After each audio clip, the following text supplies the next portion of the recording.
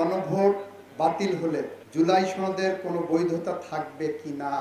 ভাইরা আমার, এখানেই প্রতারণার ফাঁদ। জুলাই সনদ থাকা না থাকার উপরে গণভোটের ভোট বাতিল হওয়া না হওয়া নির্ভর করে না।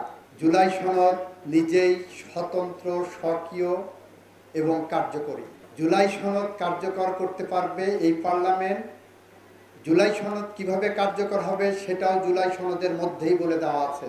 সুতরাং জুলাই সনদের সাথে গণভোটের বাতিল হওয়া না হওয়ার কোনো সম্পর্ক নাই। এটা আমরা পার্লামেন্টে সুস্পষ্টভাবে বলেছি। বিএনপি জুলাই সনদকে ধারণ করে হৃদয়ে, বিএনপি জুলাই সনদকে চেতনায় ধারণ করে।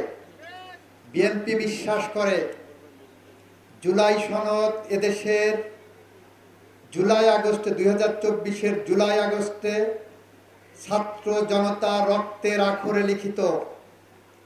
বিএনপি বিশ্বাস করে জুলাই সনদ এদেশের আপামর জনসাধারণের মুক্তির একটি সনদ। বিএনপি বিশ্বাস করে জুলাই সনদ বিএনপি বাস্তবায়ন করতে অঙ্গীকারবদ্ধ। আর এই জুলাই সনদই বলছে আমাকে বাস্তবায়ন করো সংবিধান সংশোধনের মধ্য দিয়ে। এটা জুলাই সনদে সুস্পষ্টভাবে লিখিত আছে যে সংবিধান সংশোধনের মধ্য দিয়ে জুলাই সনদ বাস্তবায়িত হবে। সুতরাং যারা বলছেন গণভোট বাতিল হলে জুলাই সনদ বাতিল হবে, এটা মিথ্যা বিভ্রান্তিকর তথ্য। তারা বলেন 72-এর সংবিধান মানি না।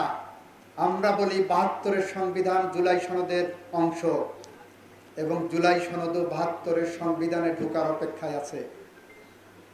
72-এর সংবিধানের মধ্যে আমার দেশের লাখো শহীদের রক্তের ঋণ আছে, আমার দেশের লাখো মা বোনের সম্ভ্রমের ঋণ আছে, আমার দেশের বীর মুক্তিযোদ্ধাদের সে সময়ের বীরত্ব গাথা ইতিহাস আছে আমার সংবিধানের মধ্য দিয়ে।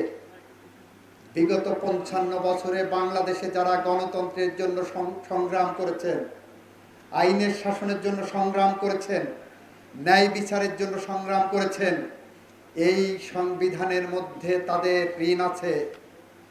ঠিক একইভাবে যাদের রক্তের বিনিময়ে জুলাই সনদ এসেছে, সেই রক্তের আখরে লেখা হয়েছে জুলাই সনদের মধ্যে আমরা জুলাই সনদ বাস্তবায়ন করব সংবিধান সংশোধনের মধ্য দিয়ে।